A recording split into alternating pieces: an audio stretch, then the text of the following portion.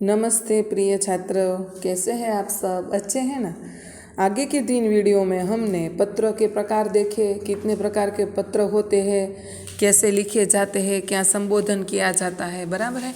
Diary लेखन भी देखा कि किस प्रकार हम रोज बरोज या साप्ताहिक या पाक्षिक या महीने का हम डायरी लेखन कर सकते हैं। इसकी विस्तृत जानकारी हमने आगे के वीडियो में ली है।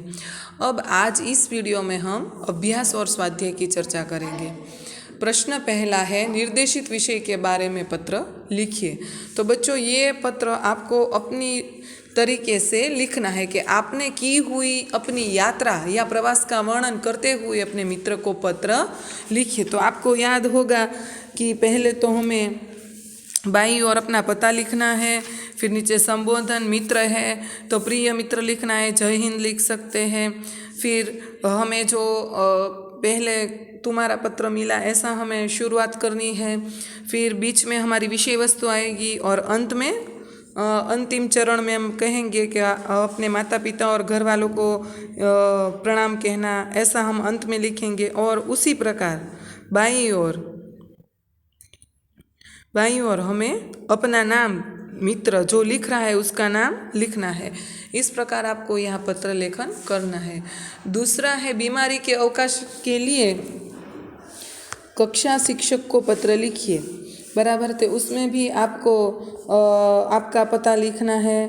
फिर नीचे आदरणीय गुरुवर लिखना है, क्योंकि आप गुरुजी को पत्र लिखते हैं। कक्षा लिखनी है और उसमें आपको कहना है कि बीमारी के कारण किस प्रकार आपको इतनी अवकाश चाहिए, अवकाश माने छुट्टी चाहिए, इसके बारे में लिखना है, आपकी बीमारी के बारे में लिखना है। तो और जब आप पत्र पूरा करेंगे तब आपका आज्ञाकारी शिष्य लिखना है और उसके साथ आपका जो रोल नंबर है वो भी आपको लिखना है। इस प्रकार आपको पत्र लिखना है। तीसरा है, अपने स्कूल की किसी समस्या के बारे में प्रधानाचार्य माने आपके आचार्य को अपने आचार्य को पत्र लिखना है। तो इसमें भी आपको अपने विद्यालय का जो पता है वो लिखना है। नीचे दिनांक लिखना, आप मत भूलिएगा। दिनांक लिखना खूब आवश्यक है, क्योंकि उसके भी अंक होते हैं। दिनांक माने तारीख। वहाँ भी आप आदरणीय गुरुजी लिख सकते हैं, बराबर। उसमें आप विषय लिख सकते हैं। पत्र लिखने के बाद विषय, तो विद्यालय के पुस्तकालय में विज्ञान और वैज्ञानिकों से संबंधित पुस्तकें न होना, ऐसा हम रख सकते हैं कि ऐसी एक समस्या है कि हमारे पुस्तकालय में विज्ञान के विषय में पुस्तक नहीं है। तो ये विषय में आप लिख सकते हैं। फिर लिख सकते हैं आदरणीय गुरुजी, आप अपनी बात रख सकते हैं। और अंत में आप आपका नाम, आपका आज्ञाकारी शिष्य और कक्षा और रोल नंबर लिख सकते हैं। वह आपको ये सब बाईं ओर लिखना है। उसके बाद है दूसरा प्रश्न, सोचिए और लिखिए। तो अगर तुम्हें मोबाइल फ़ोन पर अपने मित्रों को SMS द्वारा बधाई संदेश भेजना है तो आप क्या लिखोगे? तो इस बारे में तो आप यहाँ भी आप अपना पता पहले लिखिए या अपना नाम लिख सकते हैं, बराबर है। और उसमें लिख सकते हैं कि इस बार हमने छुट्टी अहमदाबाद में ही बिताने का निर्णय किया था, इसीलिए मुझे इस अवकाश का उचित ढंग से उपयोग करना था। मैं नित्य प्रातःकाल व्यायामशाला जाता था, वहाँ तरह तरह के व्यायाम के साथ योग का भी अभ्यास करता था। दोपहर को भोजन के बाद कुछ समय दूरदर्शन देखता था मैं, और दोपहर में साइकिल में बैठकर कंप्यूटर क्लास में जाता था। शाम को वहीं से हमारी दुकान पर जाता था और 8 बजे पिताजी के साथ घर लौटता था। रात को दूरदर्शन देखता था, बहन के साथ कैरम या चेस खेलता था। इसी तरह छुट्टी के दिन तुमने इस बार छुट्टियों में क्या क्या किया? खेलता था। इसी तरह छुट्टियों के दिन बीत गए, इसका पता ही नहीं चला। तुम्हारा मित्र जो लिखते हैं उसका नाम लिखना है। इस प्रकार आप मोबाइल फ़ोन से ऐसा मैसेज लिख सकते हैं। तुमने इस बार छुट्टियों में क्या क्या किया, बराबर। अपने मित्र को कंप्यूटर पर ईमेल द्वारा बताना हो तो आप इस प्रकार बता सकते हैं। ये दूसरा प्रश्न था। पहला प्रश्न है, अगर तुम्हें मोबाइल फ़ोन पर अपने मित्रों को SMS द्वारा, तो SMS आपको पता ही होगा कि छोटा सा SMS बना सकते हैं, हाँ लंबा भी बना सकते हैं, पर 5-6 वाक्य में ऐसे बना सकते हैं। आज तो मोबाइल पर तीनों भाषा, जो भी भाषा आप मांगे उसमें आप लिख सकते हैं। ख़ास तौर पर आपकी जो मातृभाषा है उसमें भी मैसेज बना सकते हैं, हिंदी में भी बना सकते हैं और इंग्लिश में भी। मेरे प्यारे दोस्त, अंतर विद्यालय वक्तृत्व स्पर्धा में प्रथम आने पर ढेर सारी बधाई। अपनी ओर से मैं टाइटन घड़ी भेज रहा हूँ, अब तो पार्टी में ही मिलेंगे, अभिनंदन। इस प्रकार आप अपने मित्र को बधाई संदेश भेज सकते हैं। और तो दूसरा प्रश्न, तुमने इस बार छुट्टियों में क्या क्या किया, उसका मैंने वर्णन किया पूरा पत्र ईमेल से। ईमेल में भी एड्रेस, जब जिसको हम जो लिखते हैं वो भी अपना पता लिखता है और जिसे भेजते हैं उसका भी पता और नाम ईमेल के अंदर आता है। प्रश्न नंबर 3, दिए गए शासकीय शब्दों के आधार पर वाक्य बनाइए। तो पहला है शब्द अधीक्षक, तो शर्मा जी कई वर्षों तक रेडियो के समाचार विभाग में अधीक्षक रहे। दूसरा शब्द है प्रभारी, उसने सूचना विभाग के प्रभारी का पद संभाला। तीसरा है आयकर, आयकर छिपाना अपराध है। चौथा शब्द है प्रशासन, पूर्व सूचना मिलने पर भी प्रशासन ने कोई सक्रियता नहीं दिखाई। इस प्रकार आप यहाँ जो शब्द दिए गए हैं उनका वाक्य प्रयोग कर सकते हैं। अब डायरी के रूप में आपको लिखना है, किसी एक पूरे दिन के अपने अनुभव का विवरण कीजिए। आप कब सुबह कब उठे, आपने क्या क्या किया, आप क्या क्या सोच रहे थे, आप कहाँ गए, वहाँ जाकर आपने क्या किया, आपके मन में उस समय क्या विचार चल रहे थे, आप कब वापस आए, आने के बाद क्या किया, दोपहर को क्या खाया, फिर शाम को क्या किया, कहाँ गए थे, वहाँ आपकी मनस्थिति क्या थी, और रात को सोने तक का जो पूरा लेखा जोखा है, पूरे दिन का अनुभव है, वो आपको यहाँ लिखना है। फिर है वार्षिकोत्सव में सर्वश्रेष्ठ वक्ता का पुरस्कार मिलने का आपका अनुभव, बराबर। तो इसको आप इस प्रकार लिख सकते हैं कि हमारे विद्यालय का इस वर्ष का वार्षिकोत्सव मेरे लिए एक सुनहरी यादगार घटना बन गया है। उत्सव में वक्तृत्व स्पर्धा का भी आयोजन था। विषय था विज्ञान, शाप या वरदान। स्पर्धा का अंतिम वक्ता मैं था, लेकिन मुझे प्रथम पुरस्कार मिला। मित्र हैरान थे कि यह बहुत कम बोलने वाला आज इतना धड़ाधड़ कैसे बोल रहा है। सचमुच उस समय मेरी वाणी पर सरस्वती विराजमान हो गई थी। शाम को पिताजी घर लौटे तो बहुत खुश थे। उन्होंने अदालत में प्रतिवादी के वकील को अपनी दलीलों से परास्त कर दिया था। सचमुच आज का दिन तो हमारे लिए सरस्वती का दिन ही था, माँ सरस्वती का आशीर्वाद था। इस प्रकार आप दूसरे प्रश्न के उत्तर में ऐसा लिख सकते हैं, अपने जीवन का कोई सुखद अनुभव, आपने जो भी अपने जीवन में कोई सुखद अनुभव किया है उसके बारे में भी इसी प्रकार डायरी लेखन के रूप में आपको लिखना है, बराबर। उसके बाद है स्वाध्याय कार्य। तो नीचे दिए गए डायरी के अंश का अपनी मातृभाषा में अनुवाद कीजिए। आज मैं यहाँ सीधा ही अनुवाद पढ़ूँगी, बराबर। आपको ध्यान रखना है। આજે તારીખ 10 ઓગસ્ટ 2011 રાત્રે ઊંઘ આવતી ન હતી। આનંદનો પાર ન હતો। ક્યારે સવાર પડે તેની રાહ જોતો હતો। સ્કૂલમાંથી પ્રવાસમાં જવાના આનંદની કલ્પના કરતાં કરતાં મને ઊંઘ આવી ગઈ। વહેલી સવારે 4 વાગ્યે એલાર્મ વાગ્યું અને મમ્મીનો અવાજ સંભળાયો, રાકેશ ઉઠ। 4 વાગી ગયા। હું આનંદ અને ઉત્સાહથી ઉઠ્યો। મનમાં ડર પણ હતો કે ગુરુજી ધમકાવે નહીં।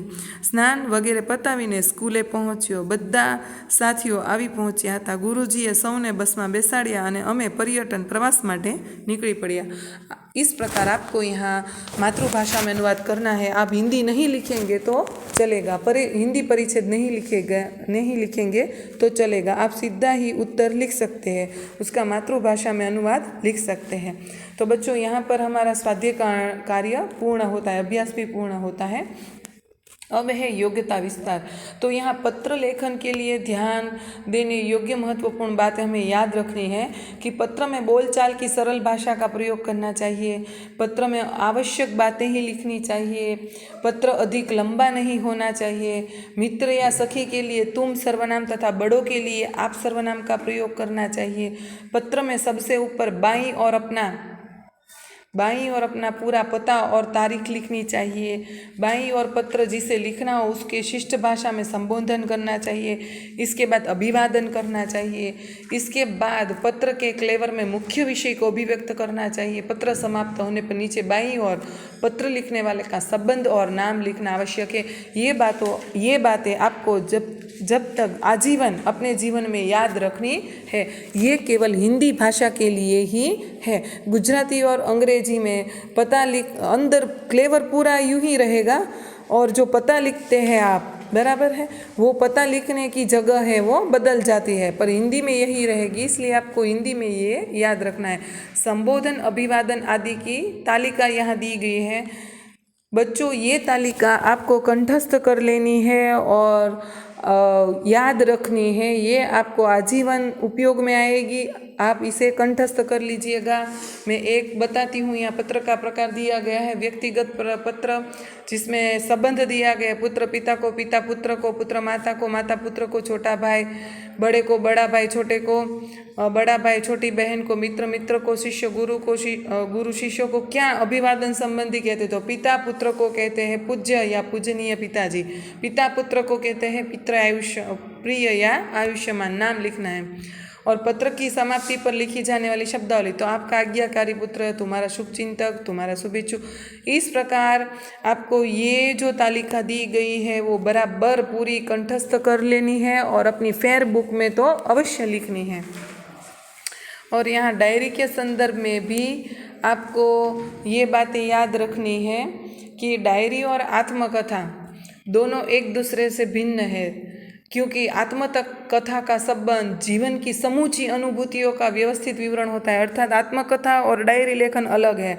आत्मकथा में पूरा जीवन आता है, जबकि डायरी में तो रोज बरोज की घटनाएं आती है। जबकि डायरी में दैनिक जीवन में घटने वाली घटनाओं तथा तथ्यों की संक्षिप्त जानकारी प्राप्त होती है। अपने पुस्तकालय से विभिन्न प्रकार के पत्र एवं डायरी से संबंधित पुस्तकें पढ़ें। बड़ों से पूछकर पता करें कि हम जो पत्र लिखते हैं वे दूसरों तक कैसे पहुंचते हैं, कौन ले जाता है, हम तक कौन पहुंचाता है, पत्र कहाँ इकट्ठे होते हैं, आजकल पत्र किस किस माध्यम से एक दूसरे तक जाते हैं, जिस क्षेत्र में आप रहते हैं वहाँ का पिन कोड नंबर क्या है, पिन कोड नंबर जिसे कहते हैं हम पोस्टल इंडेक्स नंबर कोड क्या है, आपके घर डाक देने कौन आता है, उसमें मिलकर कोई 5 प्रश्न पूछिए, प्रश्न और उनके उत्तर लिखिए। बराबर है। इस प्रकार आप अपने बड़ों से, अपने घर में रहते हुए बड़ों से, अपने भाई बहन से, माता पिता से ये प्रश्न पूछिएगा ज़रूर।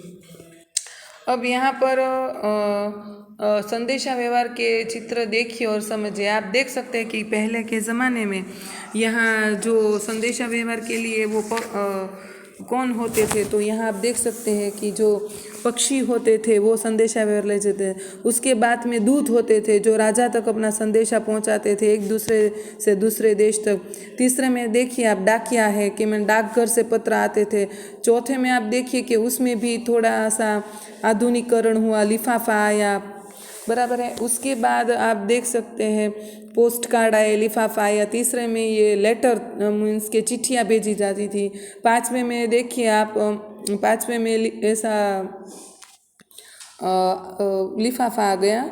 छठे में आप देखिए मोबाइल फ़ोन आ गया जिससे हम SMS कर सकते हैं। और 7वें में आप देखिए कि इंटरनेट से कंप्यूटर के द्वारा भी हम पत्र व्यवहार कर सकते हैं। प्रकल्प कार्य माने प्रोजेक्ट वर्क आपको करना है। विविध डाक टिकटों का संकलन कीजिए, ये आप अवश्य कीजिएगा, आपको बहुत मज़ा आएगा ये प्रोजेक्ट वर्क करने में।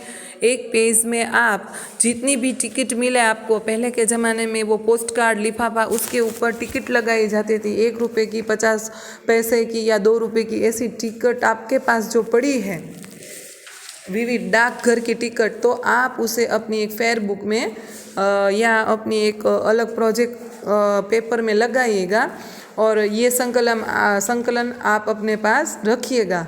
बराबर है। तो आपको ये प्रोजेक्ट वर्क करने में भी बहुत मज़ा आएगा। तो बच्चों ये प्रोजेक्ट कार्य अपने घर पर अवश्य कीजिएगा। फेयर बुक में आपको यहाँ पर जो अभ्यास दिया, पहले तो सभी आपको पत्र लिखने, उसके बाद अभ्यास के सारे प्रश्न लिखने हैं। स्वाध्याय का ये एक प्रश्न लिखना है। योग्यता विस्तार में आपको ये जो तालिका दी गई है ये आपको फेयर बुक में अवश्य लिखनी है। बराबर है घर बच्चों। यहाँ हमारी जो पहला इकाई थी पत्र एवं डायरी लेखन वो समाप्त होती है। बराबर, घर पर रहिए, सुरक्षित रहिए। Bye bye.